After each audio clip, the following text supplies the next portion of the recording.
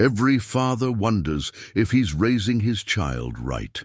For Samuel Briggs, that question would change everything he thought he knew about love and trust. This wealthy Texas rancher had spent 30 years building his fortune, protecting every dollar, like his life depended on it. When he adopted 12-year-old Grace, a shy girl from the local orphanage, neighbors whispered he'd lost his mind. But Samuel saw something special in those quiet brown eyes. One morning, Samuel decided to test Grace's honesty. He left his safe wide open, filled with gold coins and precious stones, then pretended to leave for town. What he expected was a simple lesson about temptation and trust. What Grace did instead would bring this hardened cowboy to his knees and teach him the true meaning of family. But what could a penniless orphan possibly leave behind that would? And change a rich man's heart forever? Before we jump back in, tell us where you're tuning in from. And if this story touches you, make sure you're subscribed because tomorrow I've saved something extra special for you. The first light of dawn painted the Texas sky in shades of amber and rose as Samuel Briggs stepped onto the wraparound porch of his ranch house. At 52, his weathered hands still gripped his coffee cup with the same steady strength that had built the Lone Star Ranch from nothing more than a dream and $200 borrowed against his father's old plow horse. The ranch deed, framed and hanging in his study, bore the date March 15, 1855. 30 years of backbreaking work, shrewd deals, and careful saving had transformed a struggling patch of scrubland into 15,000 acres of prime cattle country. Samuel had paid every debt, earned every dollar, and built every fence with his own two hands or money he'd honestly earned. The deed represented more than ownership. It was proof that a poor farm boy could rise above his circumstances through sheer determination. Maria Gonzalez emerged from the kitchen, her gray hair neatly pinned beneath a simple white headscarf. She'd worked for Samuel for nearly 15 years, arriving as a young widow with 2 small children and staying long after those children had grown and started families of their own. More than a housekeeper, she'd become the closest thing to a family Samuel had known before Grace arrived. "Buenos dias, Señor Samuel," she said, setting a plate of warm biscuits beside his coffee. "Grace is still sleeping. Poor child was up late again, working on something in her room." Samuel nodded, his eyes scanning the horizon where his cattle grazed in peaceful contentment. The sight should have brought him satisfaction, but lately, something had been stirring in his chest, a restlessness he couldn't quite name. 6 months ago, his life had followed a predictable rhythm. Rise before dawn, tend the animals, ride the property boundaries, handle the business of running a successful ranch, eat supper alone while reading cattle market reports, then retire to his study to review accounts by lamplight.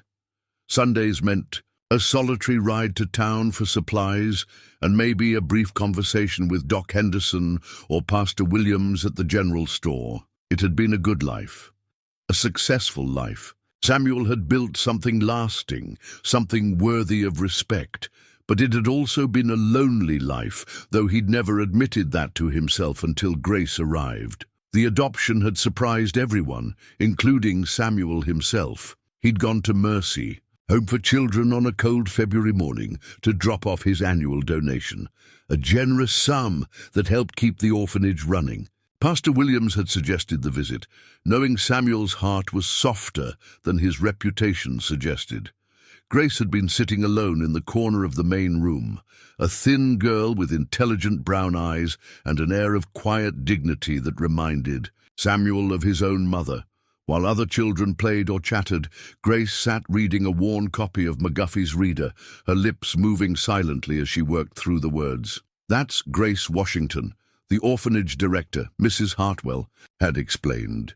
"She's been with us for 2 years, since her mother passed from consumption. Smart as a whip and well-mannered, but the families who come looking for children usually want someone younger." At 12, Grace was indeed older than most prospective parents preferred, but something about her quiet strength spoke to Samuel. Perhaps it was the way she held herself with dignity despite her circumstances, or the way she carefully closed her book and stood respectfully when introduced to him. "Pleased to meet you, sir," she'd said, offering a small curtsy that spoke of a mother who taught her proper manners despite their poverty. The decision to adopt her had been impulsive, so unlike Samuel's usual careful deliberation over every choice. But sitting in Mrs. Hartwell's office, watching Grace through the window as she helped younger children with their lessons, Samuel had found himself signing papers that would forever change both their lives. The transition hadn't been easy. Grace was polite but distant, clearly expecting this new arrangement to be temporary like so many others in her young life. Samuel, for his part, had little experience with children. His own childhood had been harsh and brief. Farm work from dawn to dusk, a father who showed affection through demanding excellence, and a mother who died when he was barely 14. Samuel's marriage to Eleanor Whitmore had lasted only 3 years. She'd been a banker's daughter from Houston, drawn to the romantic notion of ranch life, but unprepared for its harsh realities. When it became clear they couldn't have children, and Eleanor grew tired of the isolation, she'd returned to Houston and her father's comfortable world of society parties and indoor plumbing. The divorce had been quietly handled, with Eleanor taking a modest settlement and Samuel keeping the ranch. He'd told himself he was better off alone, that depending on others only led to disappointment. For nearly 20 years, that philosophy had served him well, but Grace had begun to change things in ways Samuel was only beginning to understand. She didn't demand attention or affection, but her presence brought a warmth to the house that Samuel hadn't realized was missing. She helped Maria with cooking and cleaning without being asked, tended a small garden behind the house, and spent her evenings reading by the fireplace while Samuel worked on his accounts. The community had watched their arrangement with various degrees of curiosity and concern. In 1885, Texas, a white man adopting a black child was unusual enough to generate considerable discussion. Some, like Pastor Williams and Doc Henderson, approved of Samuel's charitable act. Others whispered that he'd lost his mind or was making some kind of political statement. Samuel paid little attention to the gossip.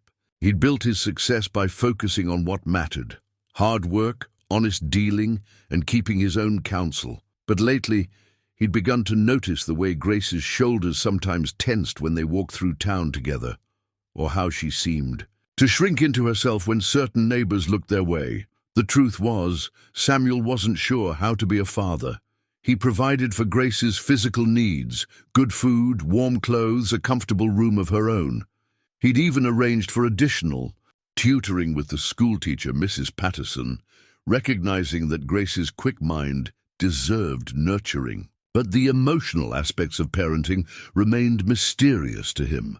Grace seemed content, even happy at times. She'd smile when she showed him her latest drawings, detailed sketches of ranch life that revealed a keen eye and steady hand. She'd grown more talkative at dinner, sharing stories from her lessons or asking thoughtful questions about ranch operations. But Samuel sensed a guardedness in her, as if she were waiting for something to go wrong. It was Doc Henderson who'd first planted the seed of doubt during one of their conversations at the general store. "That little girl thinks the world of you, Samuel," the elderly doctor had observed, "but you might want to consider whether you're holding something back. Children can sense when adults aren't fully committed to them." The comment had stung, partly because Samuel suspected it might be true. He cared for Grace more than he'd expected to, but he'd built such strong walls around his heart that he wasn't sure how to let her inside them. As Samuel finished his coffee and prepared to start another day's work, he could hear Grace stirring upstairs. Soon she'd appear for breakfast, polite and helpful as always, and they'd share another pleasant but slightly distant meal. Another day of being guardian and ward rather than father and daughter. The ranch deed in his study represented everything Samuel had achieved alone. But looking at the peaceful morning scene, Maria humming in the kitchen, cattle grazing contentedly, the promise of Grace's bright presence about to join him, Samuel wondered if his greatest achievement might still be ahead of him.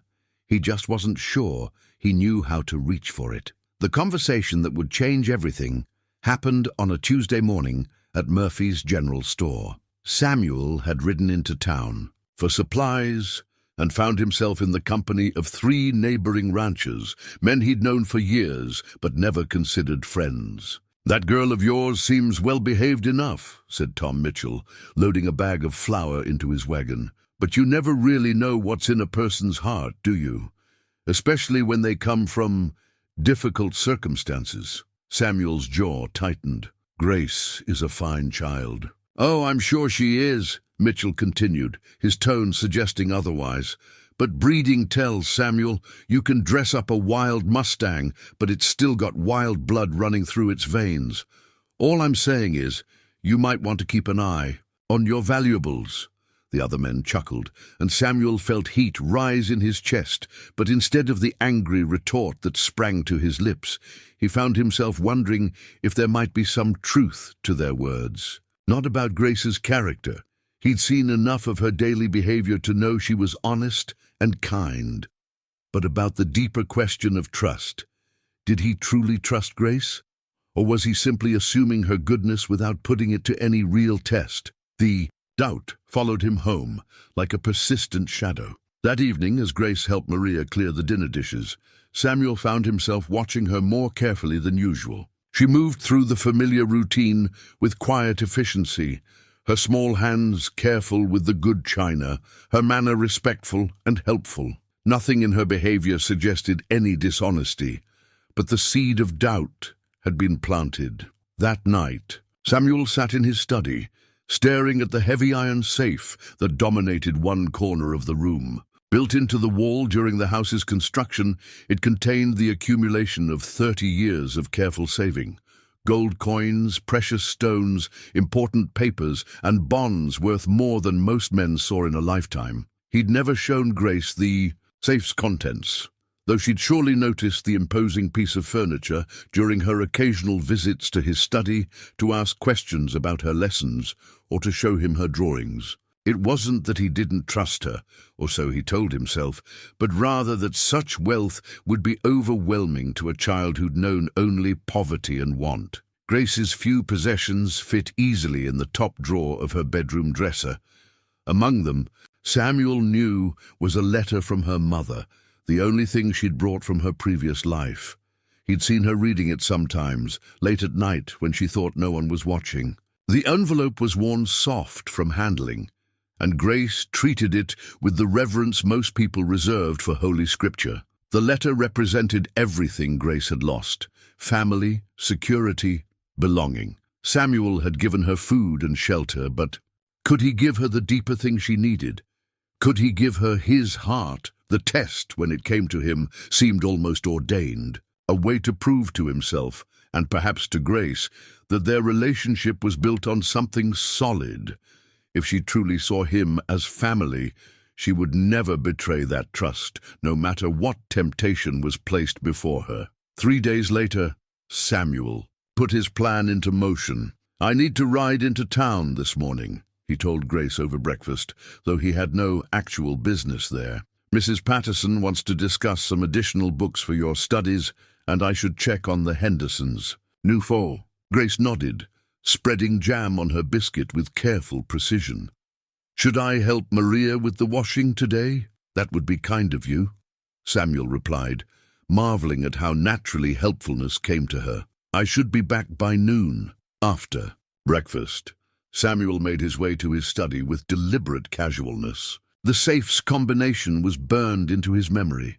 Grace's birthday, followed by the year he'd started the ranch.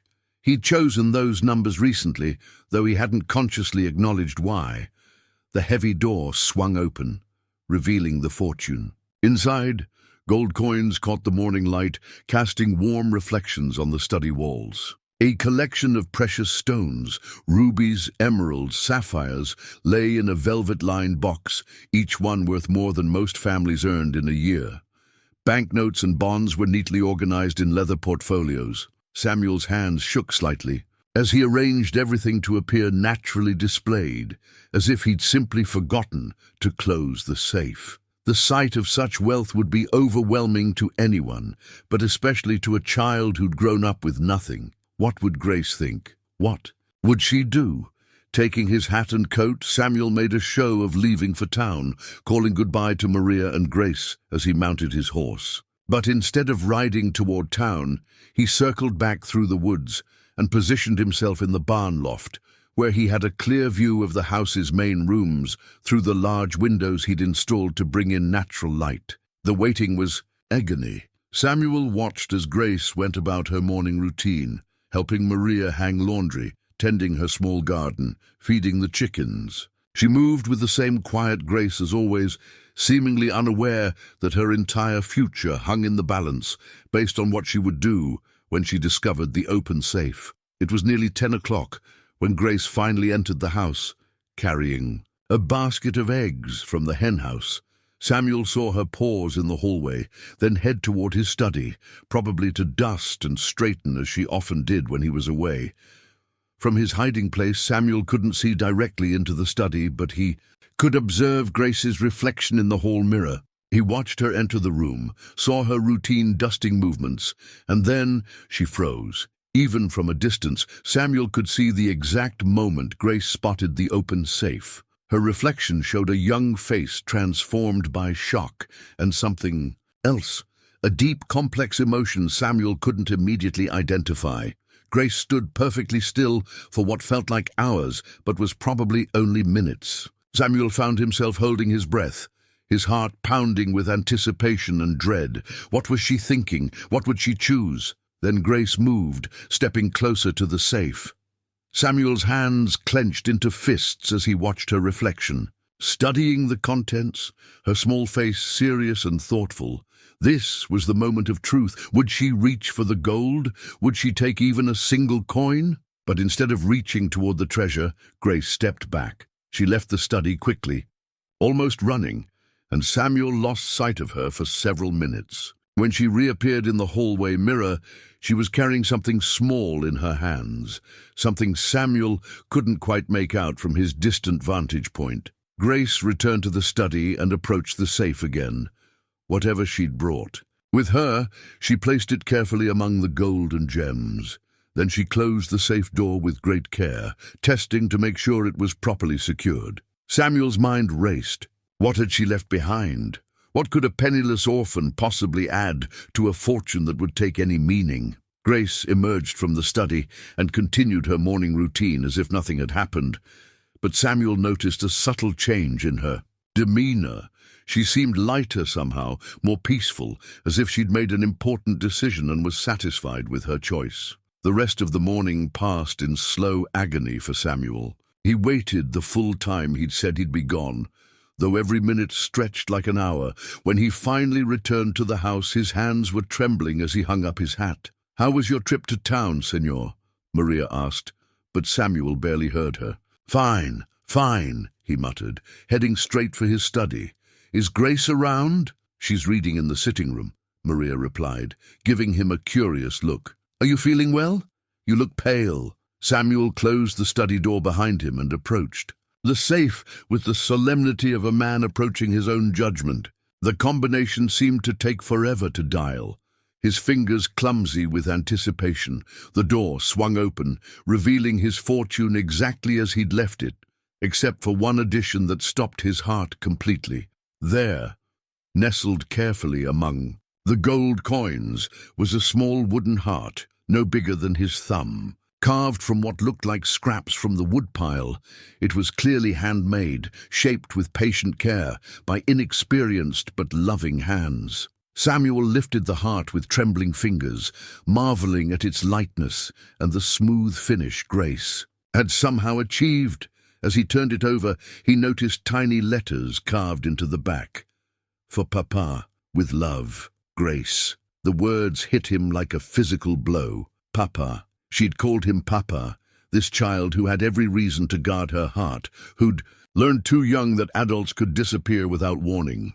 And instead of taking from his wealth, she'd added to it the one thing that mattered, her love, freely given, expecting nothing in return. Samuel sank into his desk chair, clutching the wooden heart as his vision blurred with tears he hadn't shed in decades. The test had revealed something, all right. But it wasn't Grace's character that had been proven today. It was his own heart that had been found wanting. Samuel sat in his leather chair for nearly an hour, turning the tiny wooden heart over in his weathered hands. The craftsmanship was crude, but heartfelt, the work of someone who'd never had proper tools, but possessed infinite patience and love. Every small groove spoke of hours spent in secret, carving by candlelight after the household had gone to sleep. How long had Grace been working on this gift? How many evenings had she sat in her room, carefully shaping this token of affection while he'd buried himself in ledgers and market reports just down the hall? The thought of her quiet dedication, her hope that someday she might have a father worthy of such a gift, cut through Samuel's chest like a blade. "Papa," he whispered, reading the carved letters again. When had she started thinking of him that way? He'd provided for her physical needs, ensured her education, treated her with kindness and respect. But had he ever truly opened his heart to her? Had he ever shown her the depth of affection she'd apparently been hoping for? The answer shamed him. He'd held himself back, protecting his heart from potential disappointment, just as he'd protected his wealth from potential thieves. And in doing so, he'd withheld from Grace the one thing she needed most, the security of knowing she was truly wanted, truly loved, truly home. A soft knock at the study door interrupted his thoughts. "Samuel." Grace's voice was tentative, uncertain. "Are you all right? Maria said you seemed upset when you came back from town." Samuel quickly wiped his eyes and cleared his throat. "Come in, child."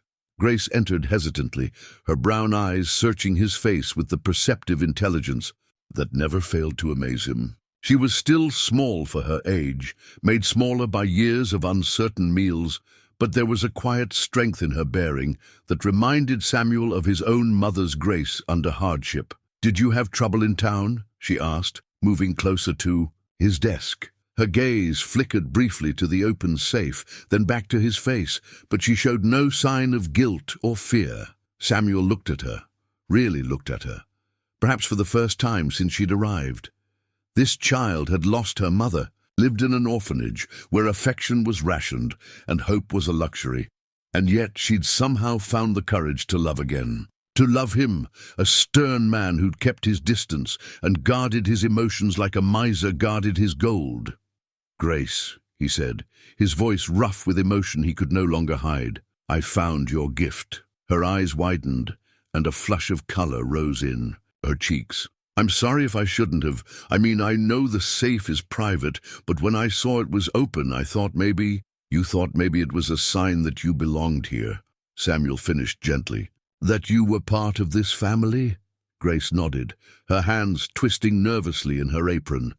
"I've been working on it for weeks, waiting for the right time to give it to you. When I saw all those beautiful things in your safe, I thought perhaps my little heart could find a place there too.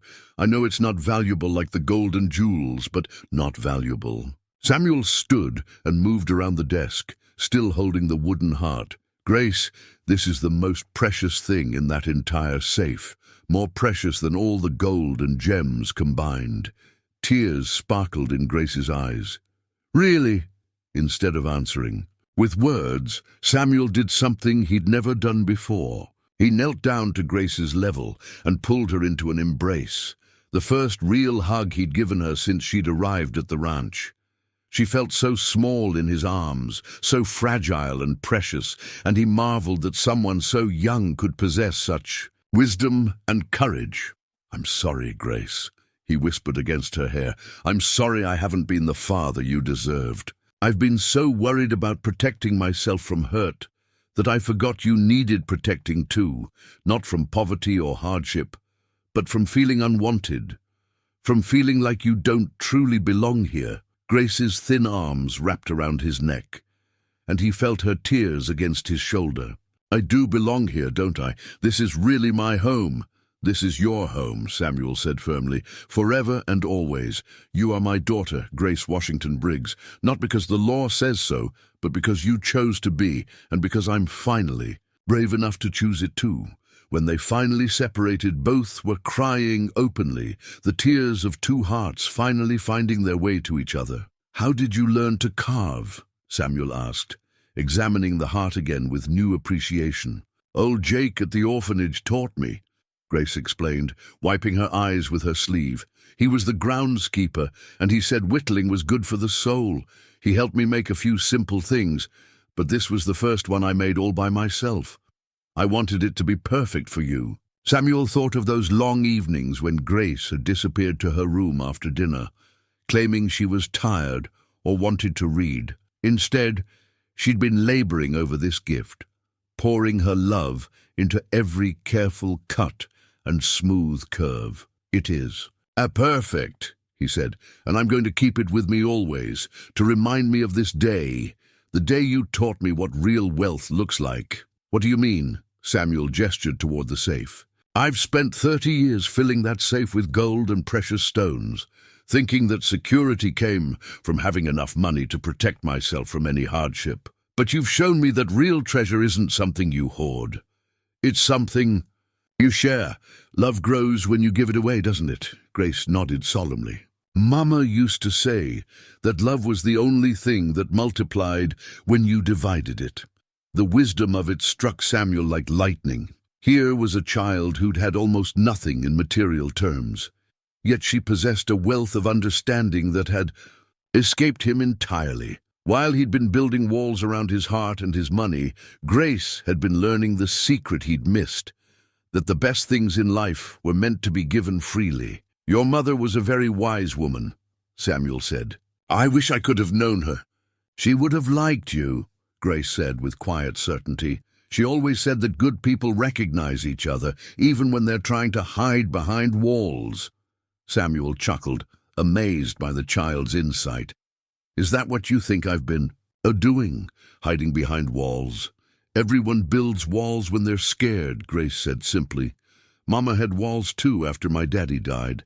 But she taught me that walls can't protect your heart forever. Eventually, you have to decide whether you want to live safely alone or risk getting hurt for the chance to love and be loved." "And what did you decide?" Grace smiled, the first completely unguarded, joyful smile Samuel had ever seen from her. "I decided you were worth the risk, Papa." The word "Papa," spoken so naturally, so confidently now, filled Samuel with a warmth he'd never experienced. This was what he'd been missing all these years. Not just companionship, but the deep, abiding love that came from choosing family rather than simply inheriting it. As evening approached and Maria called them to supper, Samuel tucked the wooden heart carefully into his vest pocket, right over his own heart.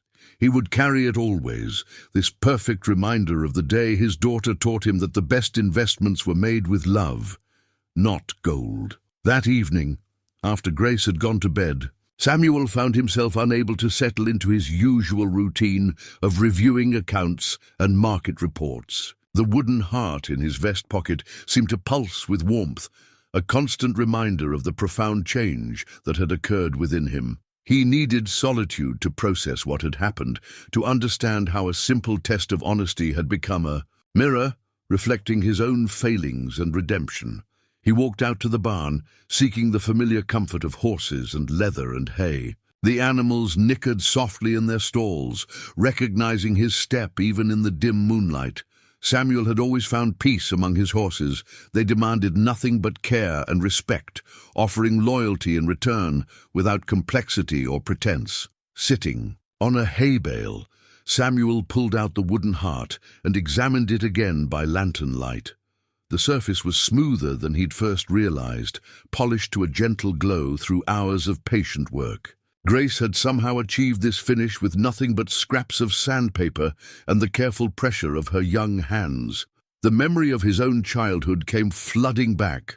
Long days working his father's failing farm, the constant worry about money, the way his mother had sacrificed her own comfort to ensure Samuel had enough to eat. He'd sworn then that he would never live with such uncertainty, never depend on others for his security. That determination had driven him to build his fortune, but it had also built the walls around his heart that Grace had so simply dismantled. Unable to stay still, Samuel climbed to the barn loft, where he kept old trunks filled with belongings. From his earlier life, most of the items were practical: extra blankets, tools he no longer used, worn-out clothing kept for sentimental reasons. But in the bottom of the largest trunk, wrapped carefully in oiled cloth, was something he hadn't looked at in years. The Congressional Medal of Honor felt heavier than he remembered as he lifted it from its wrapping. The bronze star caught the lantern light, its ribbon still bright with the red, white, and blue stripes that had once meant everything to him. He'd earned this medal during the war between the states, not for any single act of heroism, but for consistent courage under fire, and, more importantly, for sacrificing his own safety to protect his men. Lieutenant Samuel Briggs had been a different man then, younger, more idealistic, driven by a deep sense of duty to something larger than himself. He'd enlisted not for glory or adventure, but because he believed in preserving the Union and protecting the values his mother had taught him. Honor, sacrifice, putting others before yourself, these had been the cornerstones of his character. Somewhere along the way, in the years after the war, those values had become buried under the practical concerns of building a fortune and protecting himself from the world's uncertainties. When had he stopped being the man who would risk everything for his soldiers and become the man who hoarded wealth against imaginary threats? The answer, he realized, was when Eleanor had left him. Her departure had confirmed his deepest fear, that depending on others inevitably led to disappointment and pain. So he'd built his walls higher, convinced himself that self-reliance was the only reliable path to security. But Grace had shown him the flaw in that logic. True security didn't come from protecting yourself from love. It came from having the courage to love completely, even knowing that loss was always possible. Samuel climbed down from the loft and walked back to the house, the medal heavy in his hand. As he passed Grace's room, he noticed a thin line of light beneath her door. Concerned, he knocked gently. "Grace, is everything all right?" "Yes, Papa," came her soft voice. "I'm just reading. May I talk to you for a moment?" "Of course." Samuel opened the door to find Grace sitting up in bed, her worn copy of McGuffey's Reader open in her lap. But instead of the primer, she was holding something else, a folded piece of paper that looked familiar. "I was reading Mama's letter." "Again," she explained, noticing his glance. "I read it sometimes when I'm feeling especially grateful or when I want to remember her voice. Would you like to tell me about it?" Grace nodded, patting the edge of her bed in invitation. Samuel sat carefully, still holding the medal in his closed fist. "Mama wrote this when she was very sick," Grace began, her voice steady but tender. "She knew she was dying, and she wanted to leave me something to help me remember not just her, but the lessons she'd taught me." She unfolded the letter with the reverence of someone handling sacred text. The paper was worn thin from repeated reading, the ink faded but still legible in a careful feminine hand.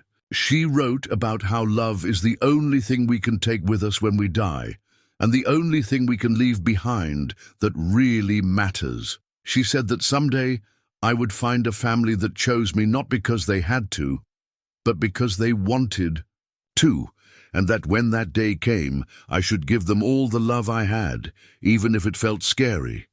Samuel felt his throat tighten. "Your mother sounds like she was very wise." She was. But Papa, the most important thing she wrote was that real wealth isn't about what you have, but about what you're willing to give away. She said that people who hoard their love out of fear end up poor in the ways that matter most. The words struck Samuel like a physical blow. Here, in the dying words of a woman he'd never met, was the same lesson Grace had taught him today. Love multiplied when shared, withered when hoarded. Samuel opened his hand, revealing the medal. "Grace, I want to show you something. This belonged to the man I used to be before I forgot some important lessons your mother understood." Grace's eyes widened as she examined the medal. "You were a soldier?" "I was. And back then, I believed in something your mother wrote about, that Real wealth comes from what you're willing to sacrifice for others. I earned this medal not by being brave, but by choosing to protect my men, even when it meant risking my own life. What happened to that man? Samuel considered the question carefully. He got scared. After the war, I experienced some disappointments, some losses that made me think the safest thing was to protect myself from caring too much. I built walls around my heart the same way I built walls around my property, thinking they would keep me safe. But walls don't just keep hurt out, Grace. They keep love out too. Grace reached over and took his hand, her small fingers intertwining with his weathered ones. But you're still that man, Papa. You chose me, didn't you? You gave me a home when you didn't have to. That's what brave men do. They choose love even when they're scared. Samuel looked at this wise child who had somehow managed to see through his fears to the man he'd buried beneath years of self-protection. How did you get to be so smart? Mama taught me that people are like books. They have different chapters, and sometimes the early chapters are sadder or scarier than the later ones. But that doesn't mean the story can't have a beautiful ending. That night, after Grace had fallen asleep, Samuel placed the medal in his top dresser drawer next to the wooden heart. They would stay together, reminders of who he had been and who he was becoming. The man who had earned that medal through sacrifice and the man who had received that heart through love were not so different after all. Both had learned that true. Wealth came not from what you could acquire and protect, but from what you were willing to give freely to those who mattered most. From that day forward, Samuel began each morning by touching both items, the medal and the heart, remembering the lessons they represented. He was no longer just Samuel Briggs, successful rancher and careful guardian of wealth. He was Samuel Briggs, father to Grace, protector not of treasure but of the love they shared. It was, he realized, a far richer man's life to live. 3 weeks after the safe incident, Samuel noticed Grace wearing something new, a delicate gold locket that caught the morning sunlight as she worked in her garden. He'd never seen it before, though it had the worn appearance of something treasured and handled with great care. "That's a beautiful necklace," he commented as they sat on the porch after supper, watching the sunset paint the Texas sky in shades of orange and purple. Grace's hand went instinctively to the locket, her fingers closing around it protectively. "It was my mama's," she said softly. "I've always worn it, but under my dress where it wouldn't get damaged while working. What made you decide to wear it where it could be seen?" Grace looked at him with those wise brown eyes that never failed to surprise him with their depth. "Because I'm not ashamed of where I came from anymore, and because I know now that you won't think less of me for having so little from my old life." Samuel felt his heart constrict at the implication. "Grace, I would never—" "I know that now," she said gently, "but for a long time I was afraid that if you knew how poor we were, how little Mama had to leave me, you might think I wasn't worthy of all this." She gestured toward the ranch, the house, the life of comfort he'd provided. "May I see it?" Grace hesitated for just a moment, then carefully opened the tiny clasp. Inside was a photograph so small Samuel had to squint to make out the details. A young black woman with Grace's intelligent eyes, holding a baby who could only be Grace herself. "This is the only picture I have of us together," Grace explained. "Mama saved for months to pay for it, even though we needed every penny for food and rent.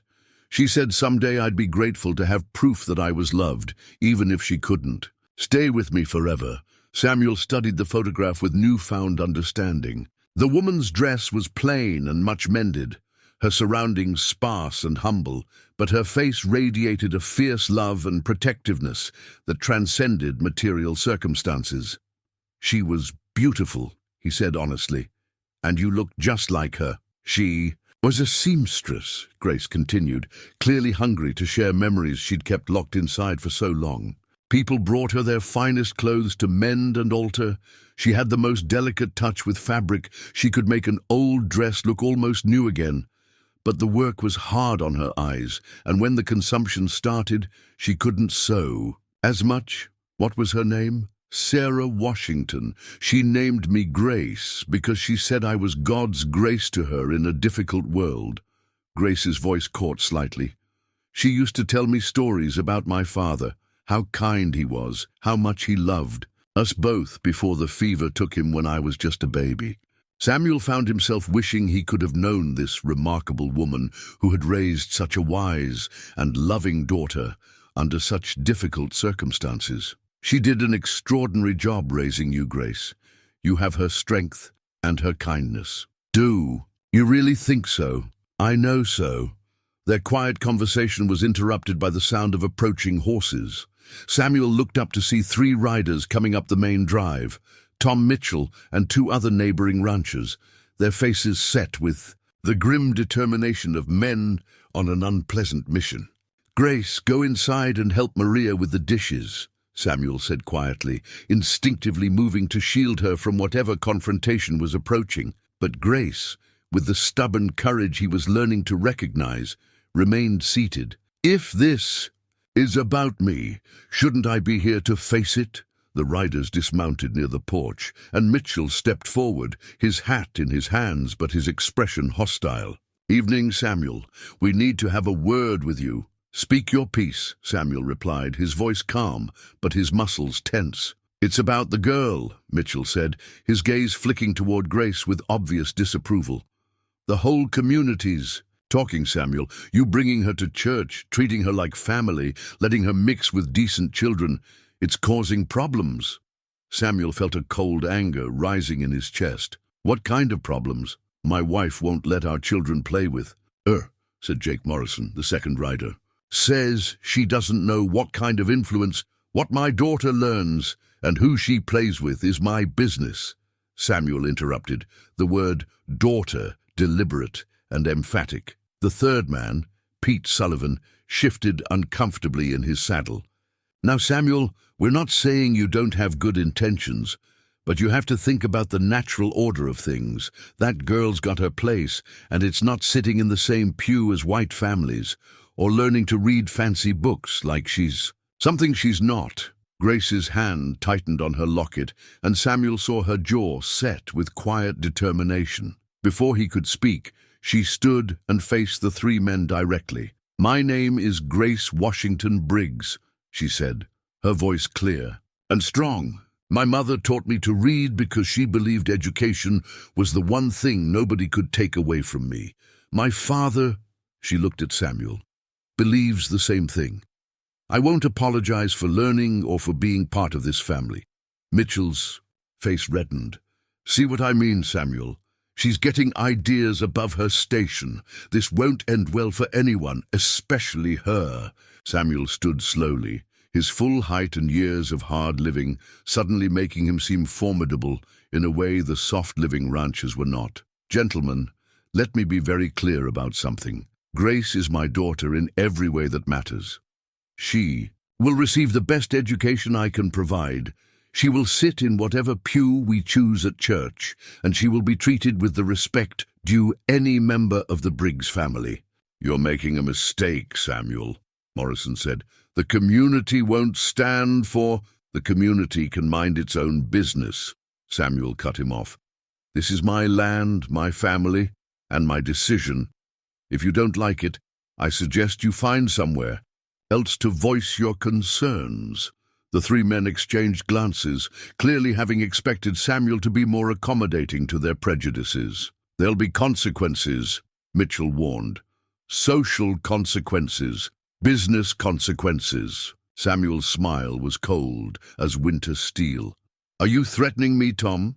"Just stating facts." "Well, here's a fact for you," Samuel replied. "I've built my success by judging people on their character, not their circumstances. Grace has shown more integrity and wisdom in her 12 years than some men show in a lifetime. If you can't see that, the failing is yours, not hers." He moved to stand beside Grace, his hand resting protectively on her shoulder. "And if anyone in this community has a problem with my daughter, they can come discuss it with me directly. But I won't tolerate anyone making her feel unwelcome in the place she calls home." The men remounted their horses, clearly frustrated by Samuel's unwavering support for Grace. "You'll regret this, Briggs," Mitchell called as they rode away. Samuel watched them disappear into the gathering dusk, then looked down at Grace, who was trembling slightly despite her brave words. "Are you all right?" Grace nodded, her hands still clutched around her mother's locket. "Thank you for standing up for me." "Grace, listen to me," Samuel said, kneeling down to meet her eyes. "You are my daughter. Not because the law says so, but because I choose it and you choose it.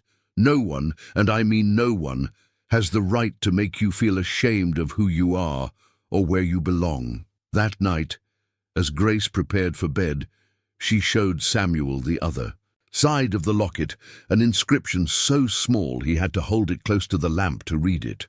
"For my Grace, you belong wherever love is."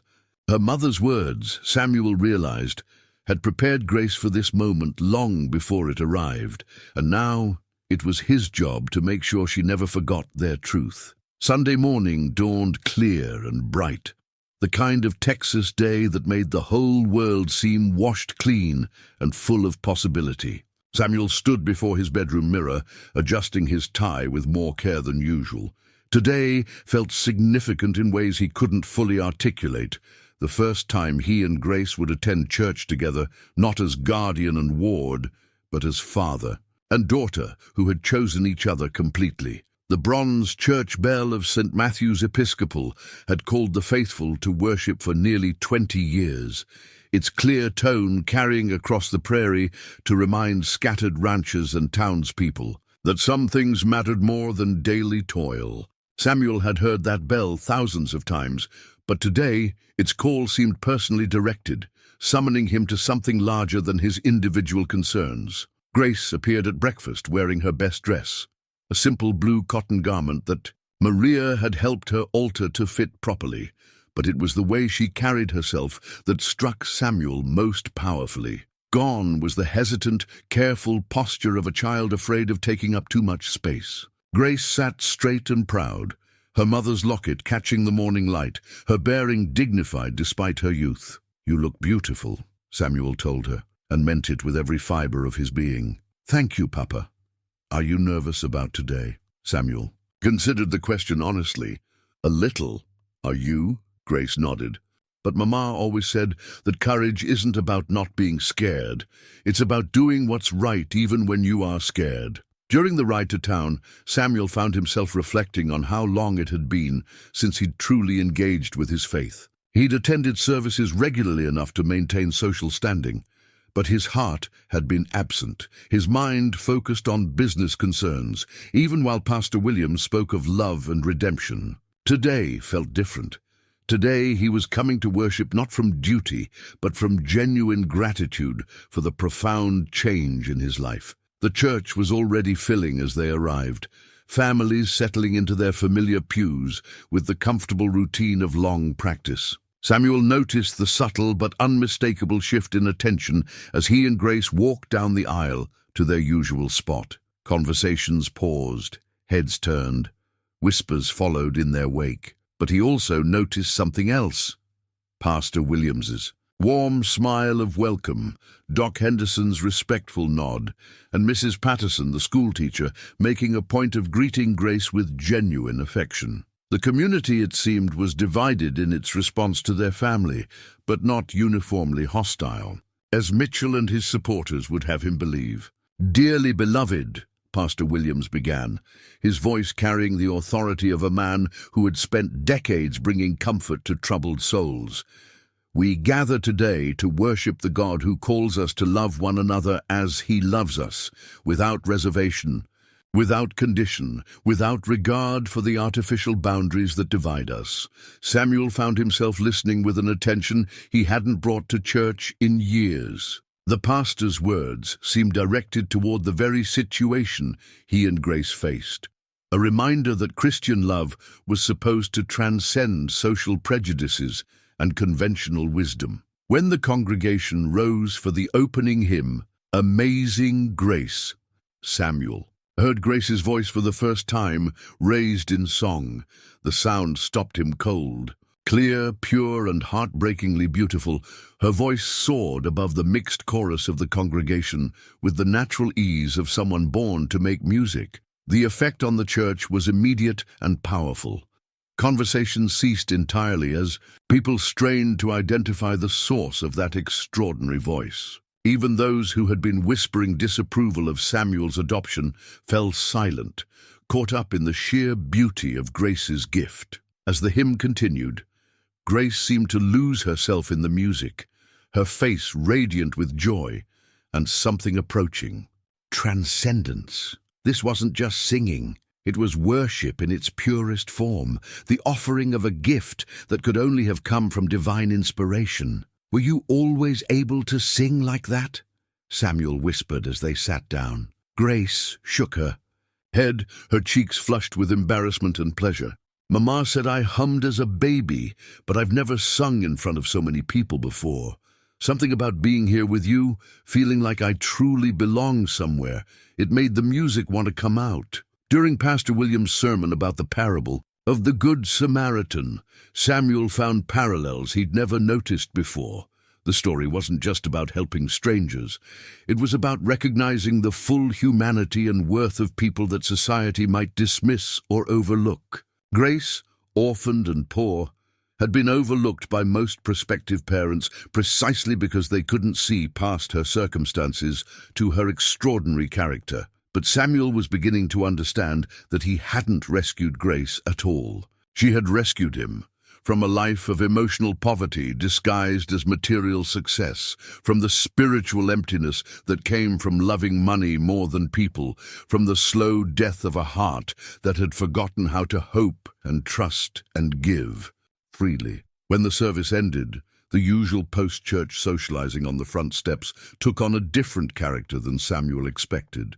Instead of the cold shoulders he'd feared, several families approached them with genuine warmth. "Miss Grace," said Mrs. Henderson, the doctor's wife, "you have the voice of an angel. I hope Pastor Williams asks you to sing a solo soon." "That was the most beautiful, amazing grace I've heard in years," added Mr. Thompson, the banker. "You've got a real gift there, young lady."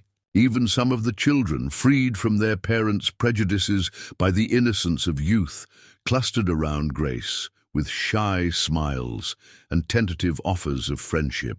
Samuel watched with growing pride as his daughter, and she was truly his daughter, now responded to their attention with the same quiet grace she brought to everything else. Not everyone was won over, of course. Mitchell and his supporters kept their distance, their disapproval evident in their stiff postures and averted gazes. But Samuel was surprised to realize that their hostility no longer troubled him as it once had. He'd found something more valuable than their approval. He'd found purpose beyond his own comfort and security. "Papa," Grace said as they drove home, "do you think Mama would be proud of how I sang today?" Samuel looked at this remarkable child who had transformed his understanding of wealth and family and faith, and felt his heart expand with a love so profound it nearly took his breath away. "Grace, I think your mother is watching from heaven with the biggest smile imaginable, and I think she's proud not just of your singing, but of the brave, loving, wise woman you're becoming." "Will you teach me to read music?" Mrs. Patterson said. "She might have some songbooks I could borrow."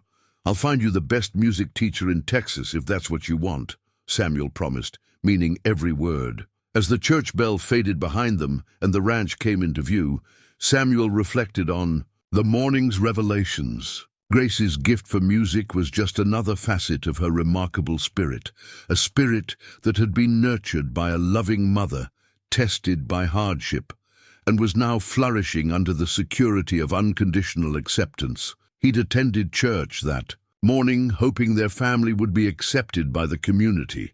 Instead, he'd discovered that their family was complete unto itself, strong enough to weather any disapproval, because it was built on the most solid foundation possible: love freely. Given and gratefully received, the community's acceptance would come, he believed.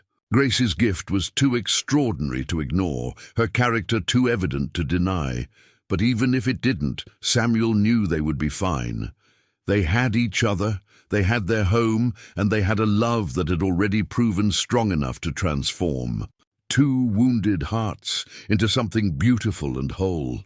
The church bell's final echoes seemed to carry a message of blessing, a divine acknowledgement that some families were chosen by God rather than accident, and that love could indeed conquer even the deepest prejudices when it was strong enough and brave enough to sing its truth for all to hear. The letter arrived on a Tuesday morning in late September, carried by a travel-worn man in a dusty black suit who introduced himself as Mr. Harrison from the law firm of Harrison and Associates in Houston. Samuel received him in the front parlor, curious about what business could have brought a city lawyer to his remote ranch. "Mr. Briggs," Harrison began, settling his leather satchel carefully on the side table, "I'm here regarding the estate of your late brother, Jonathan." Samuel felt his chest tighten. He'd heard about Jonathan's death from consumption 6 months earlier through a mutual acquaintance, but the brothers had been estranged for nearly 15 years. Their falling out had been bitter and complete, a dispute over money and principles that had seemed insurmountable at the time. "I didn't know Jonathan had left any kind of will," Samuel said carefully. "Indeed he did, and quite a detailed one." Harrison opened his satchel and withdrew a thick document wrapped in legal ribbon. Mr. Jonathan Briggs was very specific about his wishes, particularly regarding certain arrangements he had made during his lifetime. Grace appeared in the doorway, drawn perhaps by the unusual presence of a visitor. She offered a small curtsy to the lawyer, who acknowledged her with surprised politeness before turning back to Samuel with a questioning look. "This is my daughter, Grace," Samuel said firmly. "Anything you have to say can be said in her presence." Harrison's eyebrows rose slightly at the word daughter, but he merely nodded and opened the will. "Very well. Mr. Briggs, your brother's estate was modest in terms of liquid assets, but there are several matters that directly concern you, and it would appear, Miss Grace." The lawyer's formal tone couldn't disguise the significance of what he was about to reveal. Samuel felt a strange premonition, as if the ground beneath his feet was about to shift in ways he couldn't predict. "First," Harrison continued, "your brother had been making regular contributions to the Mercy Home for Children here in your county, substantial contributions dating back approximately 3 years. Samuel's heart began to pound. 3 years? Yes, but more importantly, these contributions were specifically designated for the care and education of one child, Miss Grace Washington. The words hit Samuel like a physical blow. Grace gasped, her hand flying to her mother's locket, her eyes wide with shock and confusion. "That's impossible," Samuel said weakly. "Jonathan never mentioned Grace. He didn't even know I was considering adoption." Harrison's expression grew grave. "I'm afraid there's more, Mr. Briggs. According to documents in your brother's possession, he had been in correspondence with Miss Grace's mother, Sarah Washington, before her death." The room seemed to tilt around Samuel. "Correspondence about what?" "About you, sir. It appears that Miss Sarah had worked as a seamstress for your brother's household in Houston during the final months of her illness. She had mentioned to him that she was dying and was desperate to find a good home for her daughter, specifically a home with someone who shared her values of education and moral character." Grace sank into a chair, her face pale with shock. "My mama knew about Samuel before she died?" Harrison nodded gently. "According to your brother's notes, Miss Sarah spoke frequently about wanting her daughter to be raised by someone who would value her intelligence and character rather than judge her by circumstances beyond her control. When your brother learned of his own terminal diagnosis, he decided to orchestrate a meeting." Samuel's legs felt weak. "Orchestrate how?" "Your brother made arrangements with Mrs. Hartwell at the orphanage. He ensured that you would visit on a particular day when Grace would be prominently positioned in the main room, reading, an activity he knew would appeal to your own appreciation for education. He also may have influenced your decision to visit the orphanage at all through conversations with Pastor Williams." The revelation struck Samuel like lightning. Every moment of his first meeting with Grace, her placement in the room, the book she was reading, even the timing of his visit, had been carefully arranged by his estranged brother. "So none of it was real," Samuel said, his voice hollow. "Our meeting, my decision to adopt her, it was all manipulation." Grace's eyes filled with tears. "Papa, I didn't know. I swear I didn't know anything about this." Harrison cleared his throat. "There's more in the will, Mr. Briggs. Your brother left a personal letter for you, to be delivered only after these facts were revealed." With trembling hands, Samuel accepted the sealed envelope bearing Jonathan's familiar handwriting. The letter was several pages long, written in his brother's careful script. "My dear Samuel, if you are reading this, then Mr. Harrison has revealed the truth about how you came to adopt Grace Washington. I imagine you are angry with me, perhaps feeling deceived or manipulated. I hope you will read this entire letter before making any judgments. First, you must understand that I never told Sarah Washington to seek you out, nor did I promise her anything regarding Grace's future. Sarah came to work for my household because she needed employment that would allow her to care for her sick child while earning money for medical expenses. In our conversations, she spoke often of her fears about Grace's future. Sarah was an extraordinary woman, Samuel, intelligent, principled, and devoted to her daughter above all else. When she learned she was dying, her only concern was finding someone who would raise Grace with love and wisdom. She spoke often of the kind of man she hoped might become Grace's father, someone with integrity, the means to provide education, and the capacity for deep love, even if that capacity was hidden. I realized she was describing you, Samuel. Not the bitter, closed-off man you had become after our quarrel, but the man I remembered from our youth, the brother who had sacrificed his own comfort to help our parents, who had served with honor in the war, who had always possessed a good heart beneath his protective walls. I arranged for you to meet Grace, not to manipulate you, but to give you both a chance at the happiness you deserved. I couldn't force you to choose her. That decision was entirely yours. I couldn't make Grace love you. That bond had to be genuine. All I could do was create an opportunity for two people who needed each other to find each other. The love between you and Grace is real, Samuel. It grew from your own choices, your own capacity for growth and change. The circumstances of your meeting don't diminish the authenticity of your relationship. I pray that this revelation will not poison the joy you have found together. Sarah's dying wish was that her daughter would find a father who would choose to love her completely. From what I observed before my own death, that wish has been fulfilled beyond her wildest hopes. Your brother, Jonathan Samuel, sat in stunned silence, the letter trembling in his hands. Grace remained frozen in her chair, tears streaming down her. "Evase. So everything we've built together," Samuel said slowly, "was based on a lie." Grace's voice was barely a whisper. "Does it matter how we found each other, Papa? Does it change how we feel about each other now?" Samuel looked at this child, who had taught him the meaning of real wealth, who had opened his heart to love he'd thought impossible. The circumstances of their meeting suddenly seemed far less important than the journey they had traveled together. Harrison cleared his throat. "There's one final provision in the will, Mr. Briggs. Your brother has left his remaining assets, approximately $5,000, in trust for Miss Grace's education with you as trustee. He wanted to ensure she would have every opportunity to develop her considerable talents." Samuel set the letter aside and looked at Grace, really looked at her. The shock and hurt in her eyes was giving way to something else, fear that this revelation might change everything between them. "Grace," he said quietly, "when you gave me that wooden heart, did you do it because someone told you to?"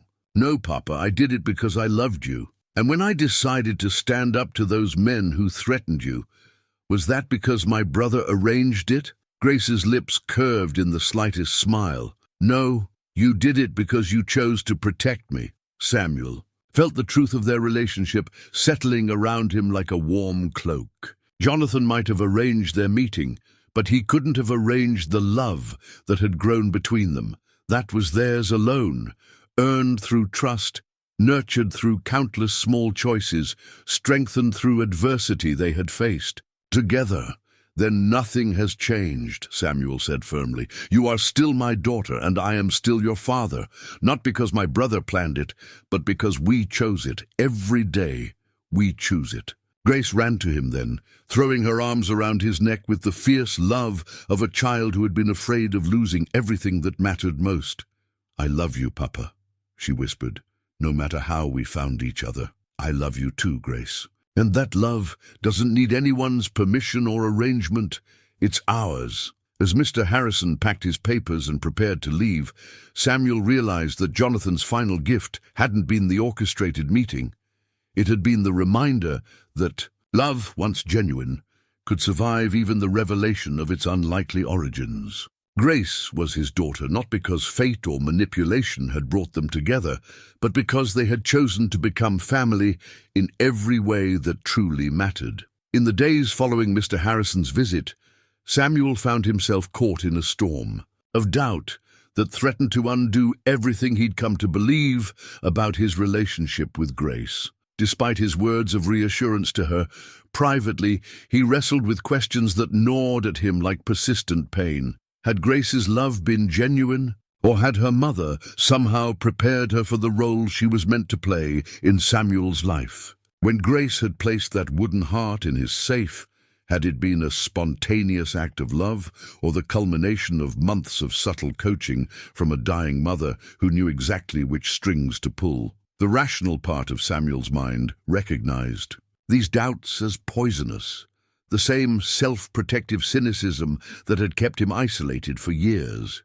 But reason struggled against the deeper fear that he had been played for a fool, that his emotional transformation had been nothing more than the successful execution of a long-term deception.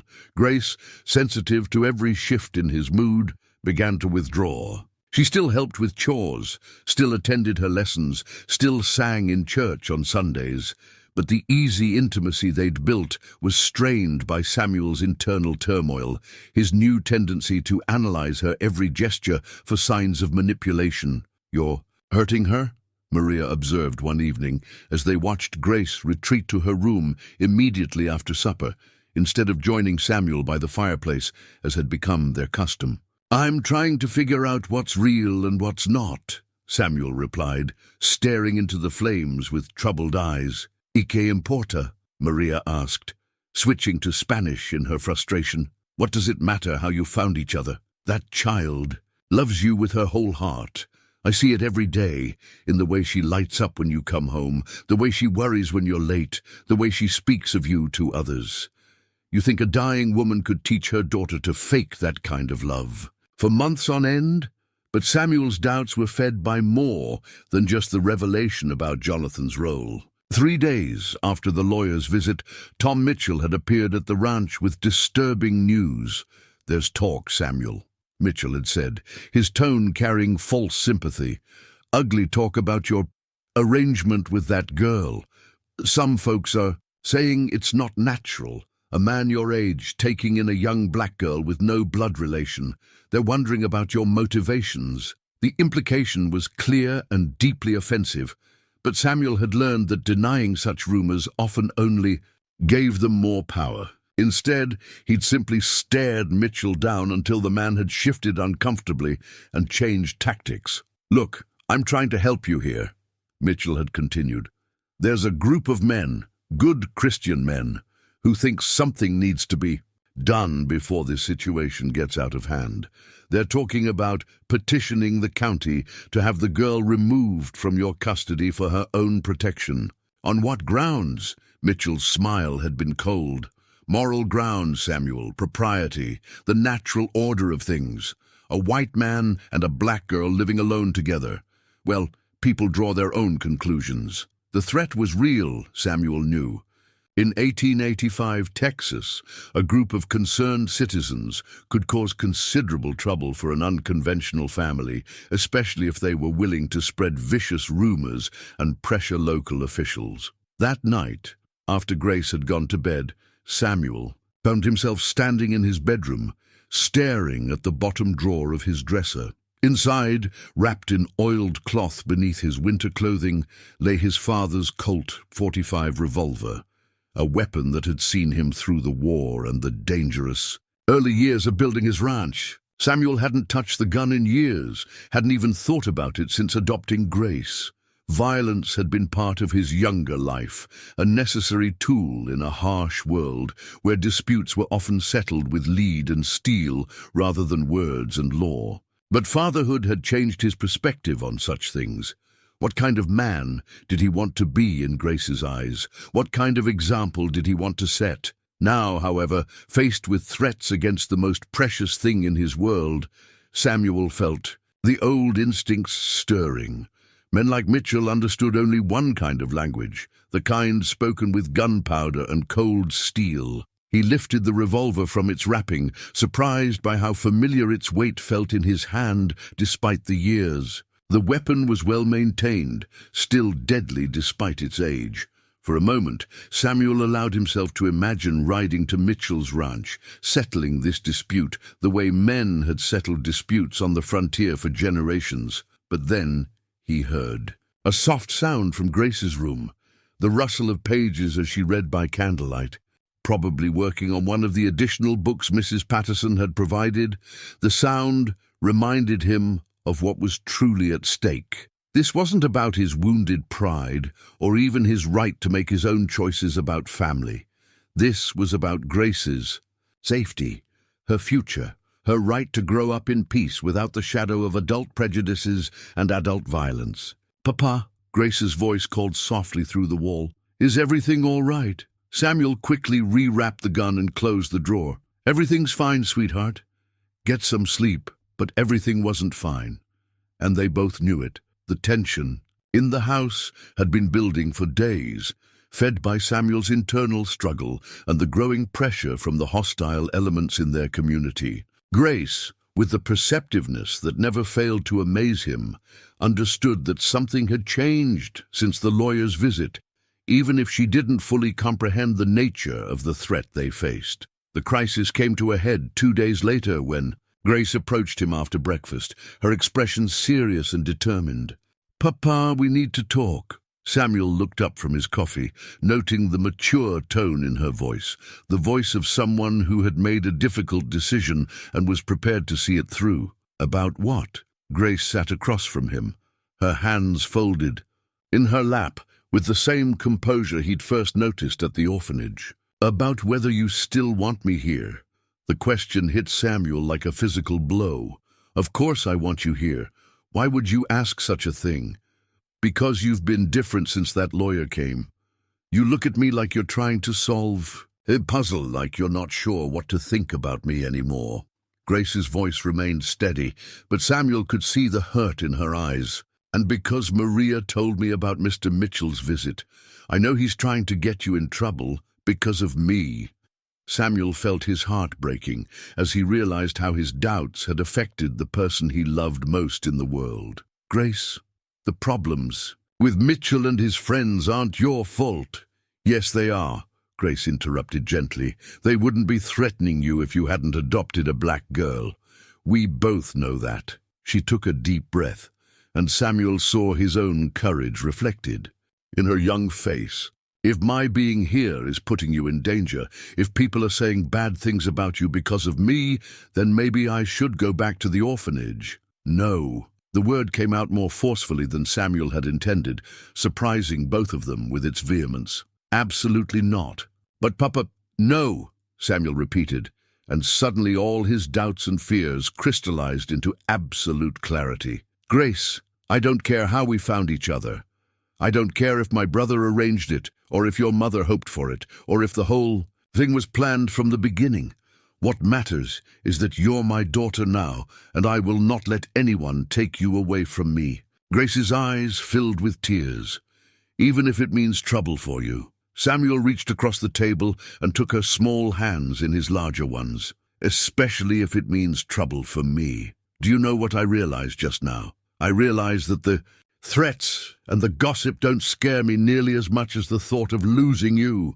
That's how I know our love is real, Grace. It's stronger than my fear, stronger than other people's hatred, stronger than anything they can threaten me with." For the first time in days, Grace's smile was completely unguarded. "Does that mean you're not doubting whether I really love you anymore?" Samuel felt ashamed of his recent behavior. "I'm sorry for making you feel like your love was in question. The truth is, I was scared that if our meeting wasn't accidental, then maybe our feelings weren't genuine either. But I was wrong. Love isn't about how it starts. It's about how it grows and what you're willing to sacrifice to protect it. So what do we do about Mr. Mitchell and the others?" Samuel looked at his daughter, and she was his daughter in every way that truly mattered, and felt something settle deep in his chest. The old Samuel would have reached for his gun, would have tried to solve this problem through intimidation and violence, but Grace deserved better than that kind of father. "We face them together," he said simply, "not with guns or threats, but with the truth about who we are, what we mean to each other, and why no one has the right to tear apart a family built on love." Grace squeezed his hands. "Are you scared?" Samuel considered the question honestly. "A little, but not of them. I'm scared of disappointing you, of not being the father you deserve in the face of this challenge. You could never disappoint me. Papa, you've already proven that you choose me every day, even when it's hard. That's all any daughter could ask for." That night, as Samuel tucked Grace into bed, a ritual they'd established months ago, but that felt more precious than ever now, she asked one more question. "Papa, do you think Mama would be proud of us for standing together like this?" Samuel kissed her forehead gently. "I think your Mama is watching from heaven with the biggest smile imaginable. She knew exactly what she was doing when she trusted us to find each other." After Grace fell asleep, Samuel returned to his dresser and opened the bottom drawer one more time, but instead of taking out his father's gun, he left it where it was. The old ways of solving problems through violence had no place in the life he was building with Grace. Tomorrow would bring whatever challenges Mitchell and his supporters chose to present, but Samuel would face them not as the hardened gunfighter he'd once been, but as the father he'd chosen to become, not with weapons, but with the unshakable conviction that love was stronger than hate, and that a family bound by choice was stronger than any force that might try to tear it apart. They came at sunset on a Thursday, 6 men on horseback riding up the long drive to the Lone Star Ranch with the grim purpose of a delegation delivering an ultimatum. Samuel watched them approach from the front porch, Grace beside him in the rocking chair where she'd been working on her latest drawing, a detailed sketch of the ranch house with 2 figures on the front porch, a man and a girl who looked remarkably like family. Tom Mitchell led the group, flanked by the Morrison and Sullivan brothers, along with 3 other men Samuel recognized as prominent members of the community: the bank manager, the general store owner, and one of the county commissioners. This wasn't just neighborhood hostility anymore. This was an official intervention backed by men with real power. "Grace, go inside," Samuel said quietly, his voice calm despite the tension coiling in his chest. "No, Papa." Grace's voice was steady, her small hands clutching her drawing against her chest. "If this is about me, I should be here. I'm not going to hide while you face this alone." Samuel felt a surge of pride at her courage, even as he worried about exposing her to whatever ugliness these men had brought to his doorstep. "Stay close to me, then." The riders dismounted in a semicircle, their positioning clearly calculated to create an intimidating presence. Mitchell stepped forward, his hat in his hands, but his expression hard and unforgiving. "Samuel, we've come to have a final conversation about this situation," Mitchell announced, his voice carrying across the evening air with formal authority. "The community has made its decision, and it's time for you to listen to reason. Speak your piece, Samuel replied, moving slightly to shield Grace from their direct gaze. "We've prepared a petition to the county judge," said Commissioner Bradley, producing a rolled document from his coat. 37 signatures from concerned citizens requesting that the girl be removed from your custody and returned to the orphanage for her own moral and physical protection. Samuel felt his jaw clench. "On what grounds?" "Impropriety," Morrison said bluntly. "A single man keeping a young girl with no family supervision, no female guardian except a Mexican housekeeper." "People are talking, Samuel.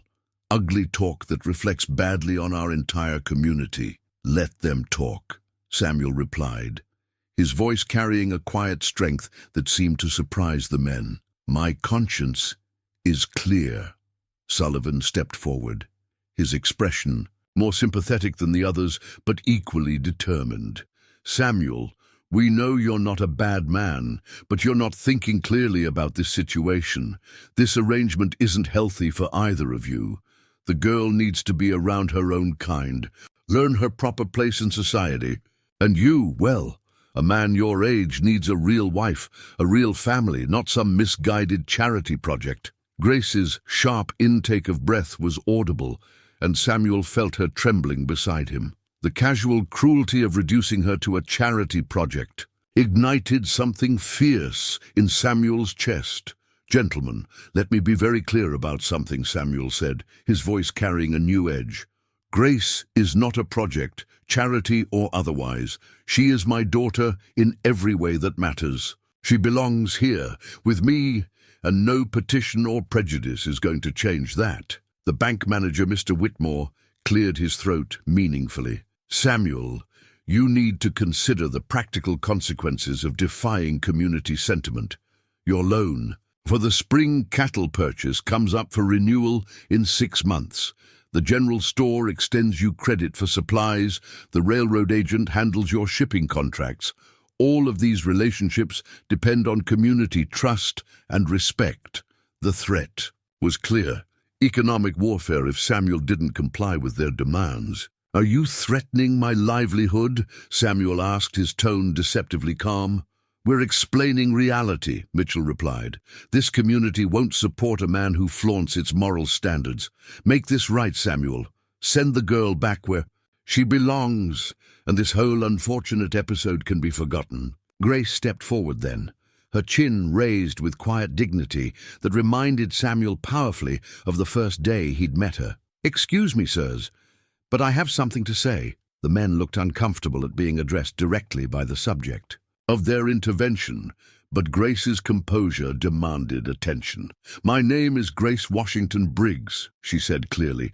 "I am 12 years old, and I have lived in this house for 8 months. In that time, Mr. Briggs, my father, has provided me with food, shelter, education, and most importantly, love and respect. I have never been mistreated in any way." She held up her drawing, turning it so the men could see the image she'd created. The ranch house bathed in golden sunset light, with Samuel and herself sitting peacefully on the porch, like any father and daughter enjoying an evening together. "This is my home," Grace continued, her voice growing stronger. "This is my family. I chose it, and it chose me, and no petition from people who don't even know me can change that truth." Commissioner Bradley frowned at the drawing. "Pretty picture." "Oh, girl, but it doesn't change the facts. You don't belong here, and deep down you know it." "I belong wherever love is," Grace replied simply, and Samuel recognized his late brother's words as filtered through Sarah Washington's wisdom and Grace's own understanding. "And I am loved here." Samuel felt his heart expand with fierce protectiveness as he watched his daughter stand her ground against 6 grown men who were trying to destroy their family. This was his moment of choice, the test that would define not just his relationship with Grace, but the kind of man he truly was. He could reach for his father's gun, could solve this problem the old way with threats and violence, or he could trust in the power of the love Grace had taught him to recognize as his greatest strength. Samuel put his arm around Grace's shoulders and faced the men with calm determination. "Gentlemen, you've made your position clear. Now let me make mine equally clear. Grace is my daughter, and this is her home. Your petition can say whatever it likes. It won't change the fact that she belongs here, and I will defend her right to stay. Even if it cost you everything, Mitchell asked. Samuel looked down at Grace, seeing in her eyes the same courage that had led her to place a wooden heart among his treasures, the same faith that had led her to call him Papa before he'd earned the title, especially then, he said firmly, because some things are worth any cost. The confrontation might have escalated into something uglier if not for the sound of approaching horses from the direction of town. Samuel looked up to see Pastor Williams riding up the drive, accompanied by Doc Henderson and, surprisingly, Mrs. Patterson, the schoolteacher. Behind them came several other families from the community, people Samuel had known for years but never considered particularly close allies. Mitchell's expression shifted from confident authority to obvious frustration as the new arrivals dismounted and joined the gathering, clearly not part of his planned intimidation. "Evening, Samuel, Grace," Pastor Williams said warmly, tipping his hat to both of them with equal respect. "We heard there might be some kind of community meeting happening here tonight. Thought we should join the discussion. This is a private matter," Commissioner Bradley said stiffly. "Not a town hall meeting. Any matter concerning the welfare of a member of our congregation is church business," Pastor Williams replied calmly. "And Grace has been a faithful and valued member of our church family for months now." Doc Henderson stepped forward, his weathered face serious but kind. "Samuel, Grace, we've been hearing some concerning rumors about threats being made against your family. We wanted you to know that not everyone in this community supports such actions." Mrs. Patterson moved to stand beside Grace, placing a protective hand on the girl's shoulder. "Grace is one of the brightest students I've ever taught. Her character is beyond reproach, her manners impeccable, and her influence on the other children has been entirely positive. Any suggestion that she doesn't belong in our community is not just wrong, it's shameful." Samuel felt a warmth spreading through his chest as he realized these people had come not to judge or condemn, but to support. Grace looked up at him with wonder in her eyes, as if she couldn't quite believe that people would stand with them. Mitchell's voice took on a harder edge. "This is exactly the kind of misguided sentiment that's causing the problem.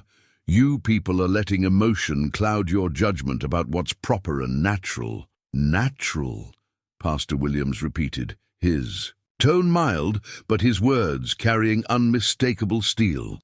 "Mr. Mitchell, what's natural is for adults to protect children, for communities to support families, and for Christians to practice the love they preach on Sundays. What's unnatural is a group of grown men trying to tear apart a loving home out of prejudice and fear."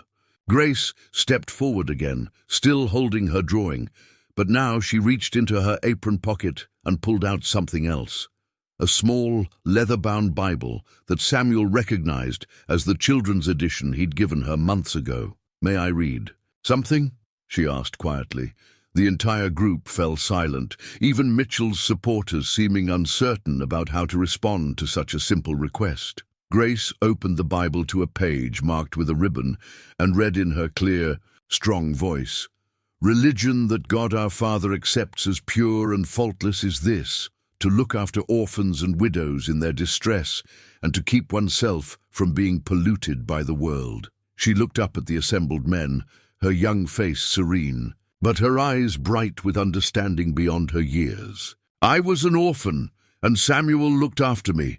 That's pure religion according to God's word. How can that be wrong?" Samuel had never been more proud of anyone in his entire life. Here was his daughter, barely 12 years old, standing before a group of hostile adults and defending their family with scripture and simple truth. "From the mouths of babes," Doc Henderson murmured appreciatively, but Grace wasn't finished. She walked to Samuel and took his hand, then looked directly at Commissioner Bradley and the other men.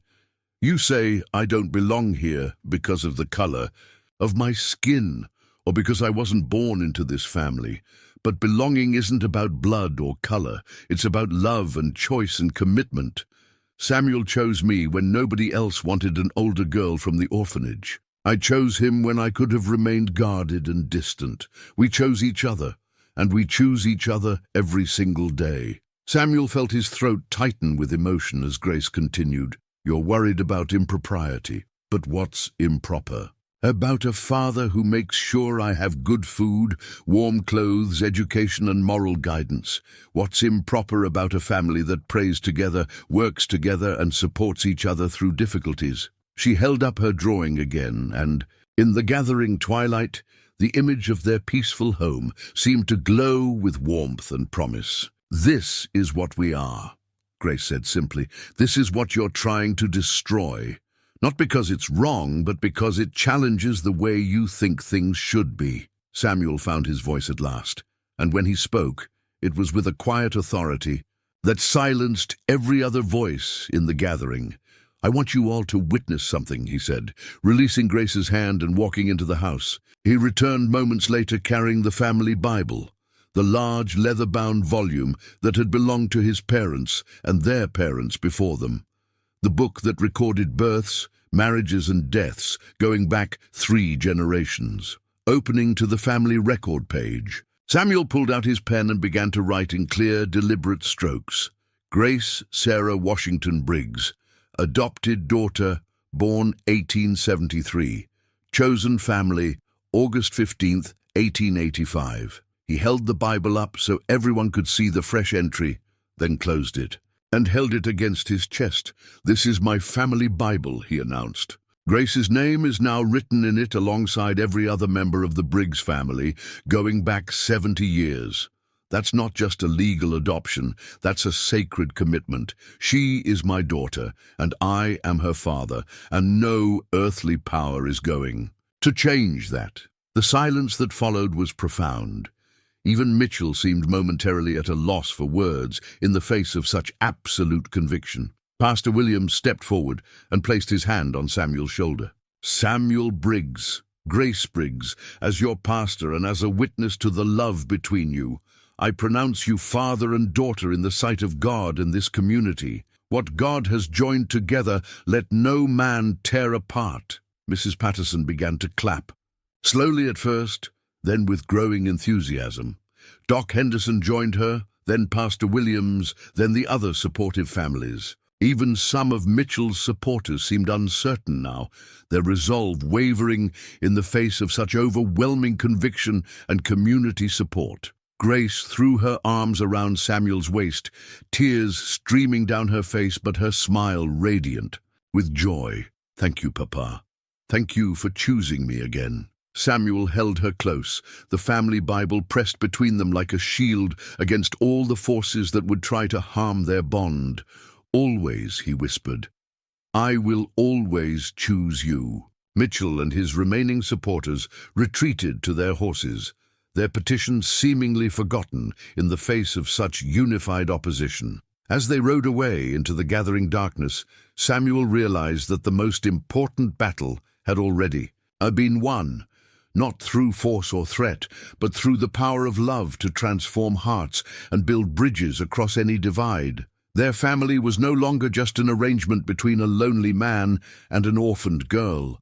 It had become something blessed by God, witnessed by their community, and sealed with the kind of love that could withstand any storm. 6 months later, on a crisp February morning that sparkled with the promise of spring, Samuel stood in the doorway of his study, watching Grace practice her music lessons at the piano he'd had shipped from Houston. Her voice, now trained by the finest music teacher in 3 counties, filled the house with a beauty that seemed to make the very walls themselves more welcoming. The framed family portrait above the fireplace caught the morning light, its formal composition a testament to how far they'd traveled together.